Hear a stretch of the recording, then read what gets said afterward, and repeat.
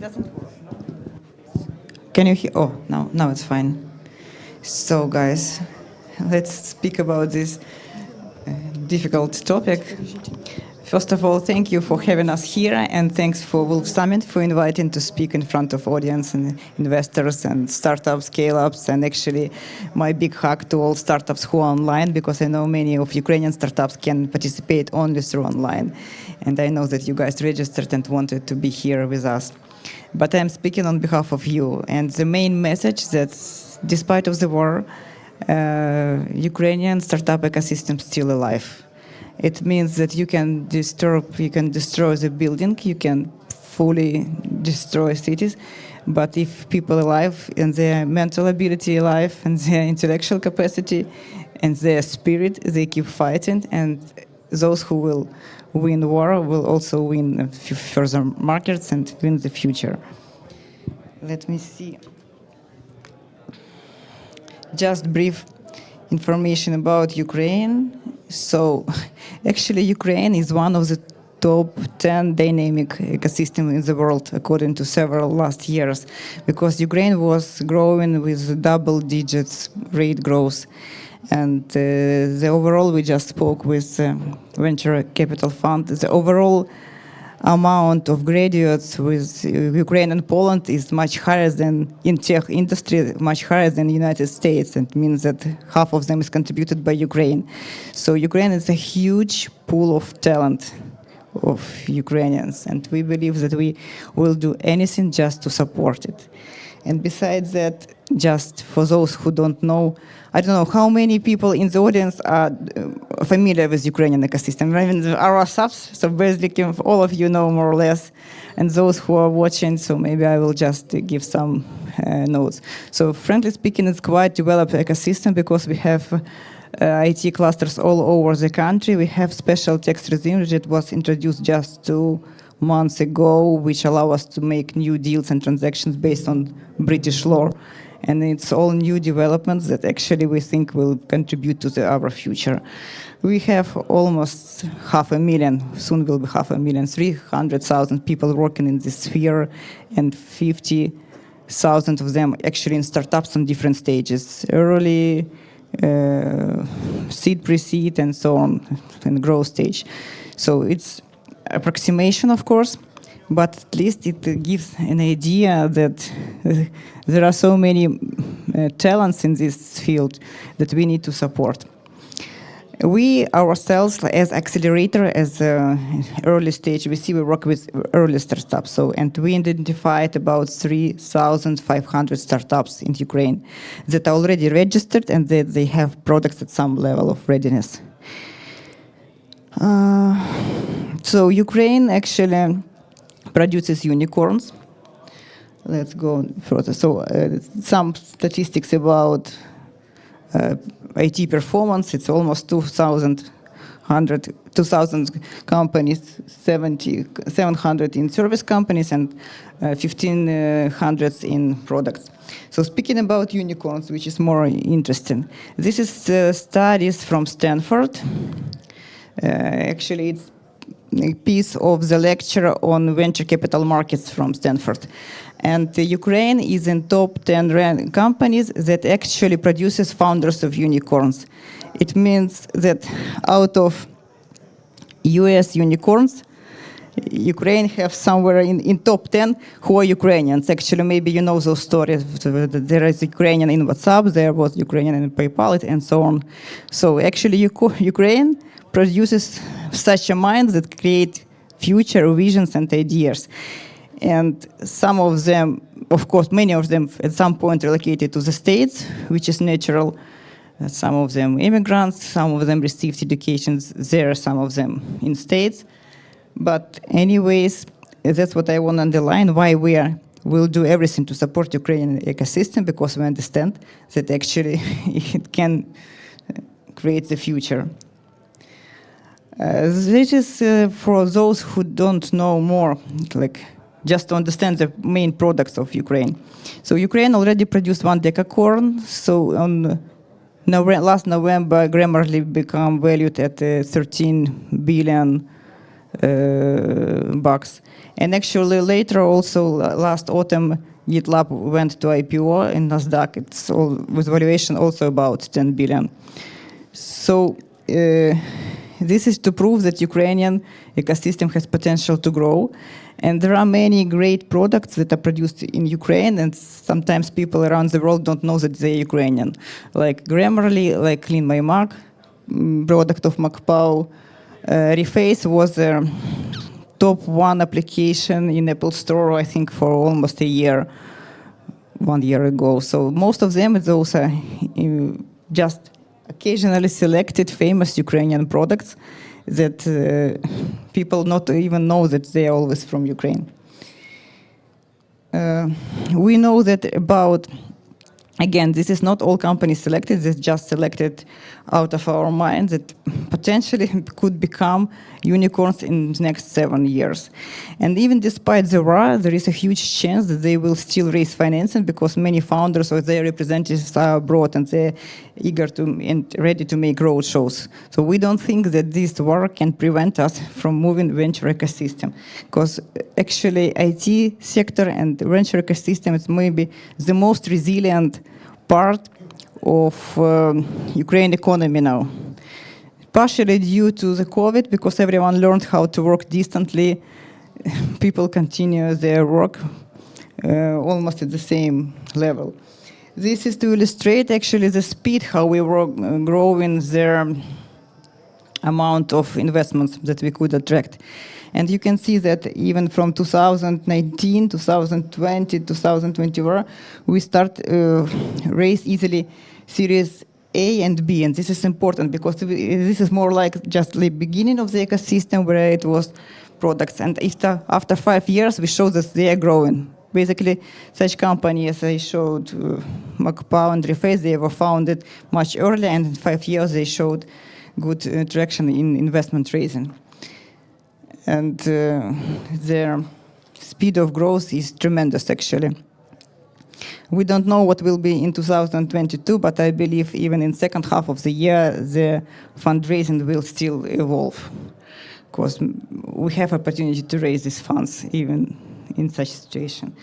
And actually, it's quite easy to do because most of the late-stage companies, they have their delivery entities, and they have someone abroad who can speak on behalf of them.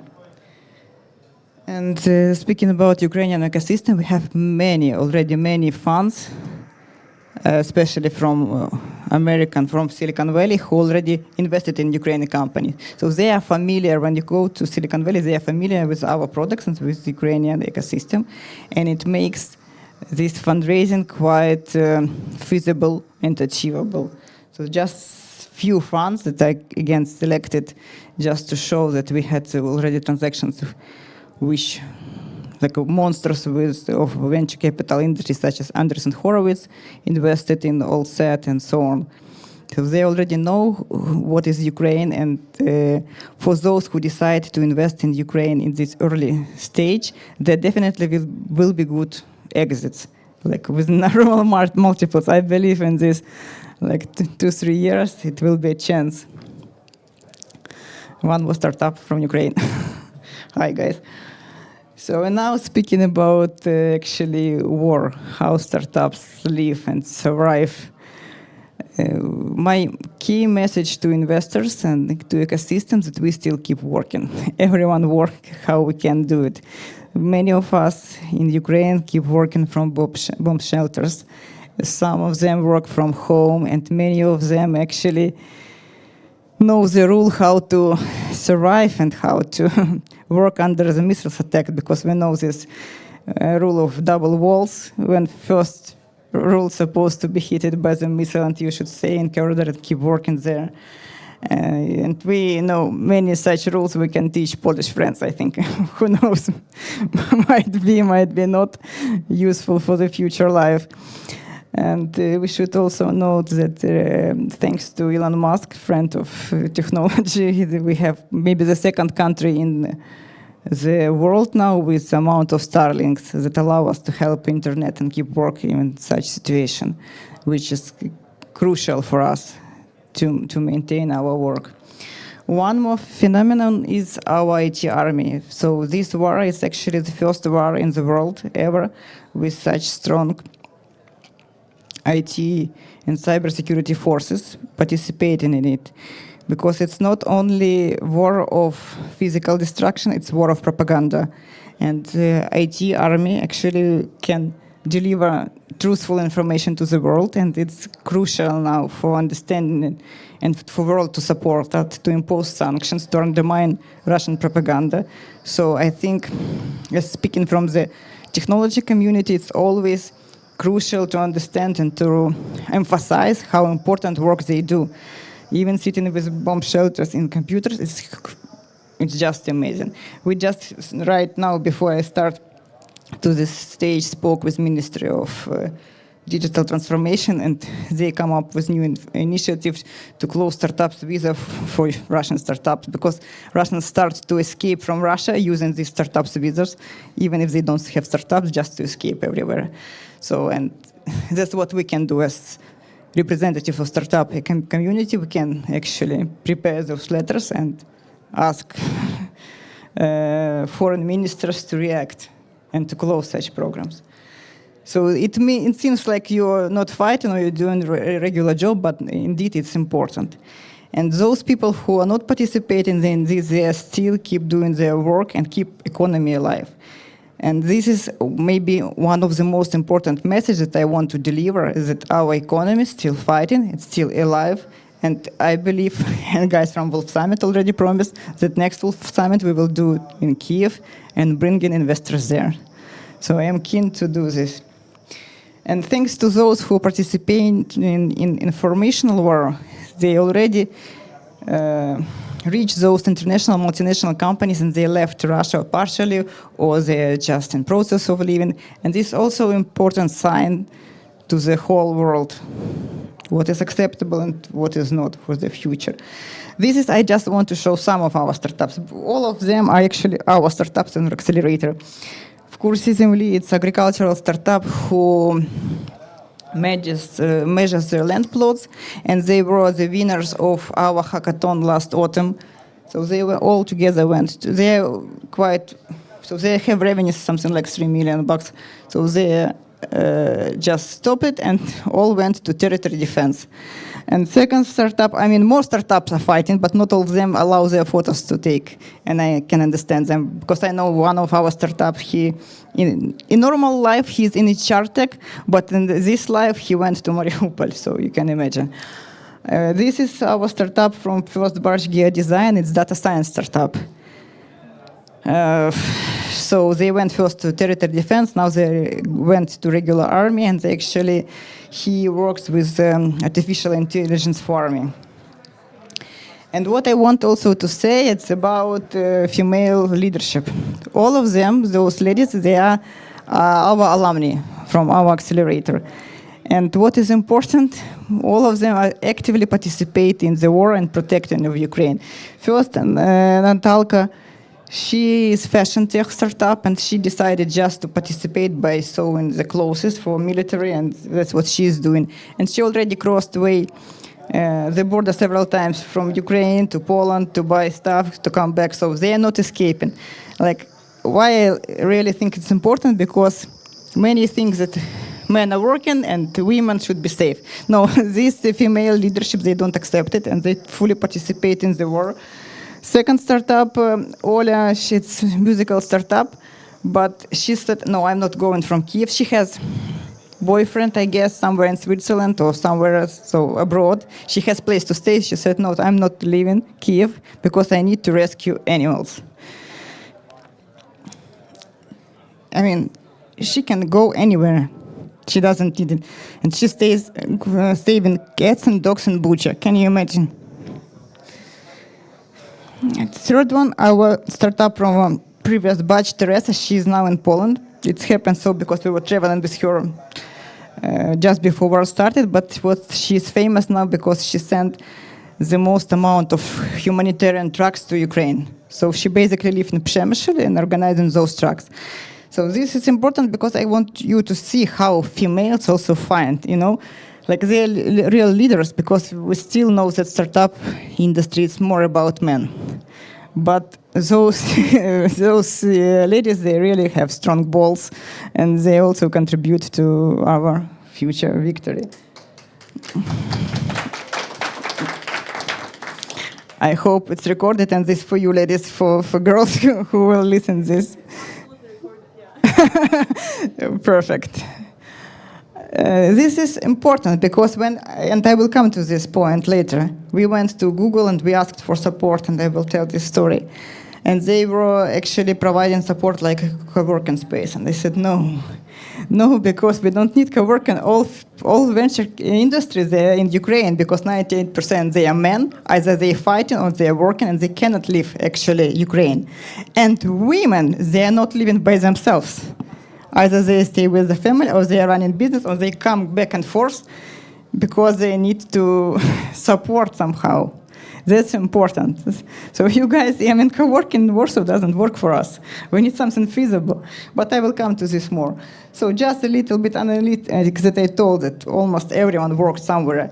There is perception from Western people then if there is a war, it's destruction, maybe you should wait, nothing happening. Indeed, what's happening with all Ukrainians who are in Ukraine, who are abroad, that we now work double or triple our regular work. Because actually you have to support economically yourself, you should participate somehow in war, and most of us are more active than ever. So, more analytics where we work. Men work there, women who are abroad keep working. All IT companies, it was questionnaire recently, resumed their work. So mostly IT is the most alive industry that is working. We had also some interviews with our startups, what they really need. And now I think we will start a campaign to raise additional resources. It could be funds, it could be grants, it could be investments, it could be even resource like in-kind mentors. Absolutely the same what we've did with Google, that we need support Ukrainian startups, give support exactly to Ukraine, because now all of them need at least some resources. Many of them relocated. One of our startups came from Melitopol, basically in trousers and with his kid, so they didn't take anything. And I urge investment communities that we need this support, even for emergent funds. Later we will, in 2-3 months, we will come back to development. And that's exactly what I told to Google, because it took us kind of 2 weeks to negotiate with them, understanding, yes, the approach that we need to do. Not co-working, but something feasible, some money-related, something that allow us to live. In other guys, it's not our alumni, but it's friends. They actually, both of them are alumni of Y Combinator, but their houses were burned. So, they don't have inner pain close to Kiev, so they don't have place to live. How you can speak about development? And we need support those people as well. And one more important message is that actually, despite the war, there are investments. Those are 2 deals. Alio, he will be here also. It's our startup alumni. He raised funds during March. Those are another deals that actually in Lviv happened. So the deals are happening. That means that we believe in future ecosystem so much that we keep investing ourselves and we keep attracting, and we think we will go further. I prepared for investment also. I don't think that there are so many present investments, but briefly to say that there is a program that we actually having in mind for Ukrainian startups. So my mission now is to find as much active people like Google, like maybe Microsoft, who will be able to participate and create a program to support Ukrainian startups. And you can participate in any case. It could be something like real investment, like grants, like network, because many of them need new client, B2B, some time and anything. So everyone who can and who want, if you can speak with me and we will think and design of such a program. I have many ideas in mind. I think we will pitch American university to rebuild Kharkov University because their budget's like something like $5 billion and we need at least 10 million, But we have a lot of work to do, and those who are not in Ukraine now should be very active. Basically, that's my main message: contacts, and help us fight the darkness and reinstate economic and technological ecosystem of Ukraine. Thank you. Thank you, Olena. Don't leave just yet.